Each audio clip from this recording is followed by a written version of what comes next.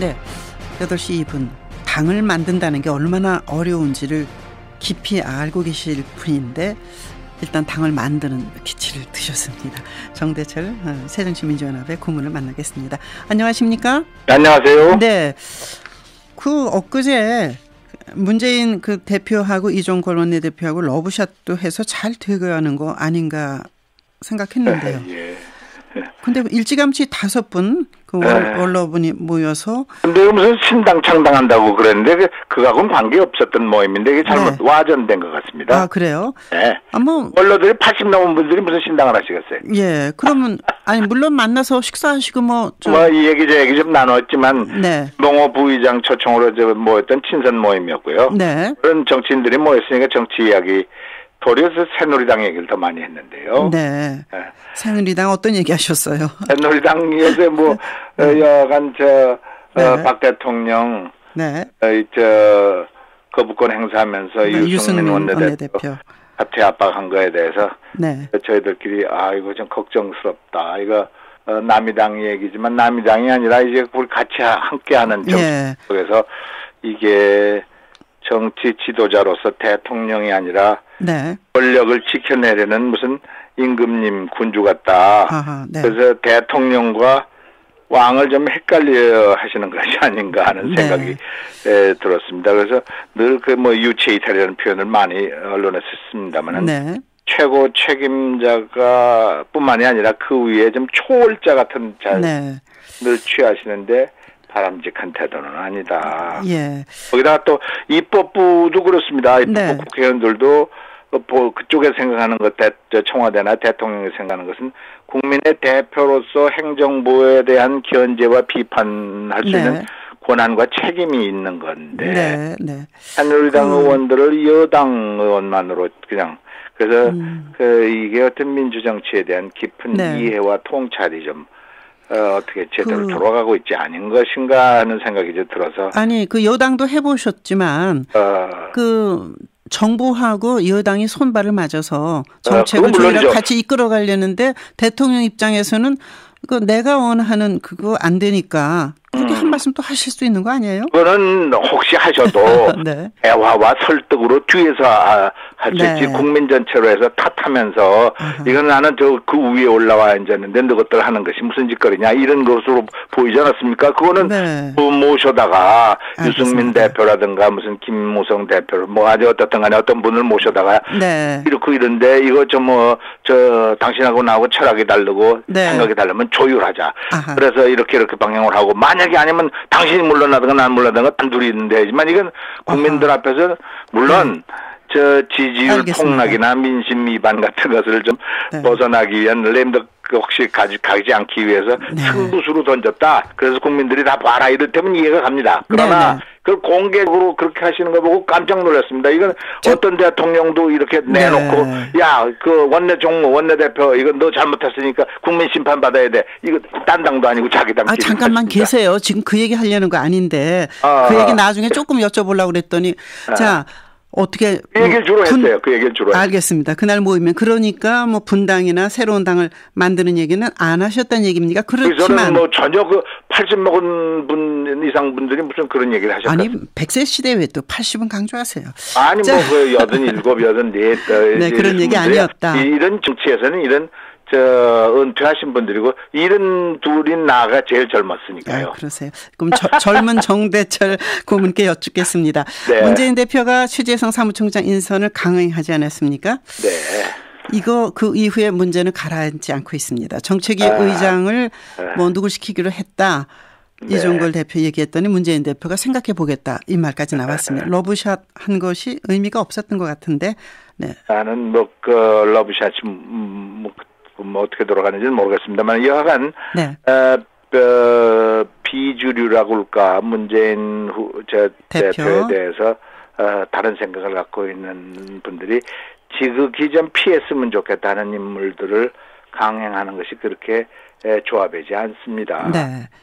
도리어 보궐선거 패배에 대해서 책임져야 할 지도부가 도리어 지도부 권한을 강화하는 모습으로 비춰져서 네. 아니 당내에서나 바깥에서도 우려하고 있거든요. 네. 그래서 그런데 이제 여기다가 무슨 메르스 사태니 박근혜 네. 대통령이 거부권 행사니 또 뭐 그 당내 저쪽으로의 그 네. 초점이 흐려져서 저쪽으로 넘어가세요. 네네. 조건은 잠재화되었던 것 같습니다. 그래서 여하간 이번 보궐선거에서 민심이 보여준 것은 네. 지금 지도부, 지금 새정치민주연합으로서는 상당히 쉽지가 않다. 네. 깨어나서 다시 해야 된다.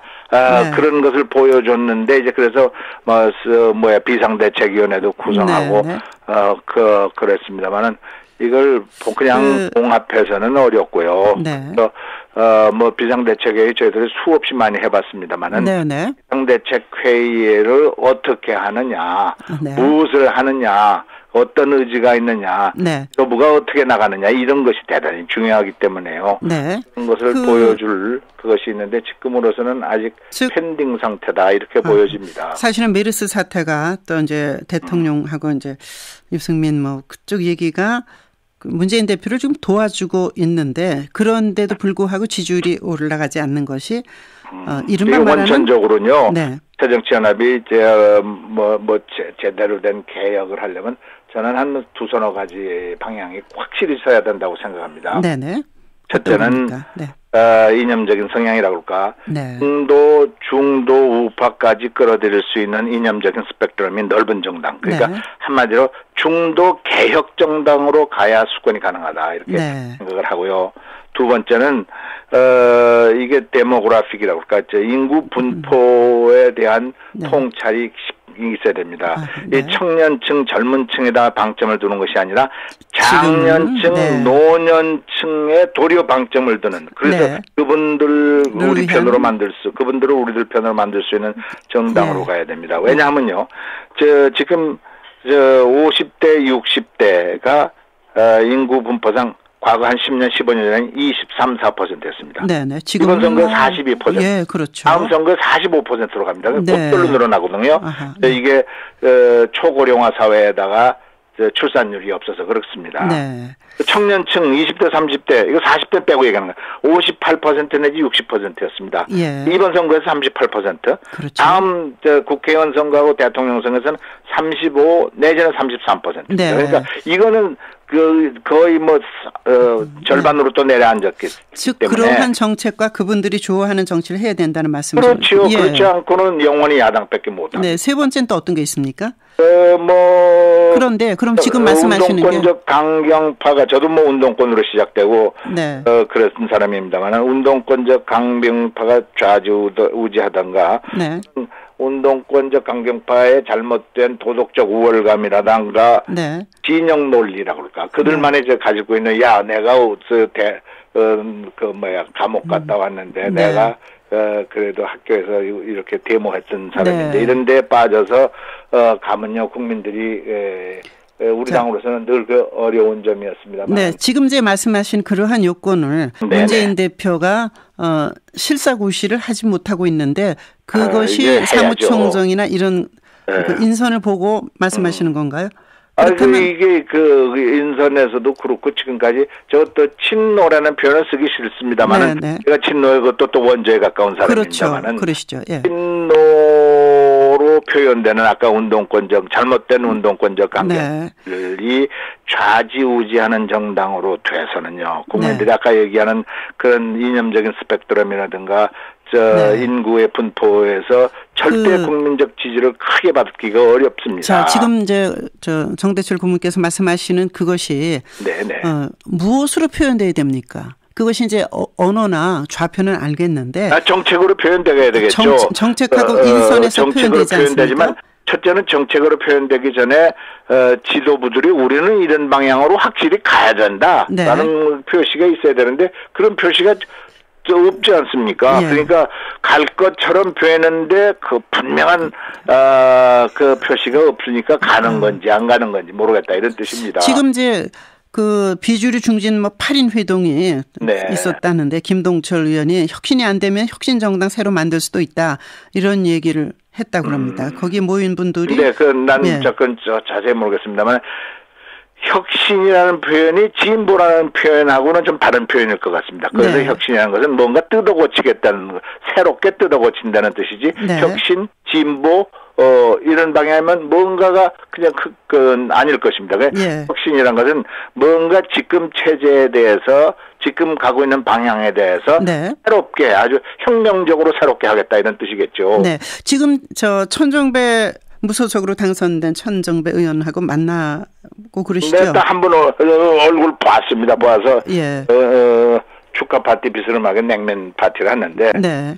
거기서는 분명히 신당 만들 뜻이 있더라고요. 네. 그래서 하여간 새정치민주연합이 제대로 못 가면 어쩔 수 없겠지만 신중하게 하세요. 내가 그렇게 네. 얘기를 했습니다. 그러면 거리를 두시는 거네요? 거리를 두는 것도 있지만 저도 내가 무슨 신당을 만들겠다고 공개적으로 선언한 적은 없습니다. 그러시죠. 그냥 네. 잘못 가면 그렇게 가리라. 그리고 나도 그거에 반대하지 않는다 이런 뜻이지 내가 무슨 앞장서서 신당을 만들겠다 이런 뜻은 결코 해본 일이 없고요. 네. 여하간 지금 김대중 노무현 10년, 네. 이명박 박근혜 전 존중 생략입니다. 네. 10년. 그래서 다음번에쯤은 야당이 새정치민주연합이 기회가 가능성이 있다고 생각하는데 네. 지금 이렇게 그냥 헤매다가는 잘못하다는 기회를 놓칠까 봐 걱정이다 이런 뜻입니다. 그러기 예. 위해서는 뭔가 새롭다는 게 뭐 말로만 늘 새롭다는 게 아니라 네. 그런 방향에서 나가야 되고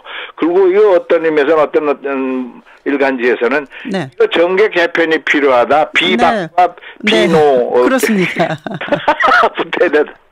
이렇게까지도 얘기를 합니다. 네. 박주선 의원하고는 자주 연락하고 계십니까? 누구요? 박주선 의원이요. 박주선 의원은 가깝습니다. 네.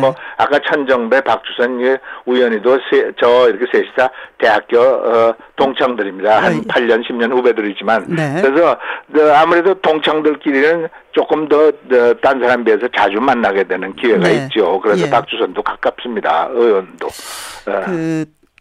분당의 가능성은 없어 보이십니까? 그 양반들은 박주선, 천정배는 내놓고 신당에 해야 된다. 지금 이 방향으로 나가서는 도저히 집권 불가능하다. 네. 근데 신당이 무슨 분당화하는 것이 아니라 말 그대로 신당화해서 새로 만들겠다. 처모여식해서 아까 제가 예. 얘기하는 그런 이념적인 성향이라든가 방점을 두는 네. 것을 바꿔가야 된다는 거지. 새롭게 해갖고 나중에 대결 구조로 가서 네. 하나 놓고 둘로 헤어지는 이런 쪽에 궁극적으로 네. 놓여지는 구도로 간다는 것을 전제로 하지는 않습니다. 어떻게 보십니까? 김대중 대통령은 바로 그런 신당을 여러 번 만들었거든요. 예. 그런 것을 전제로 하죠. 그래서 저희는 저는 표현해요. 대결적 신당. 네. 이런 표현은 안 된다. 이거는 알겠습니다. 포용적 신당이어야 된다. 예, 포용적 신당이 발족할 경우에 같이 하실 생각이 있습니까? 예스, 노만 말씀해 주세요. 새정치민주연합이 어떻게 하는가를 두고 좀 봐야 되겠습니다. 알겠습니다. 자주 연락하겠습니다. 감사합니다. 네, 고맙습니다. 감사합니다. 새정치민주연합의 정대철 고문이었습니다. 8시 15분입니다.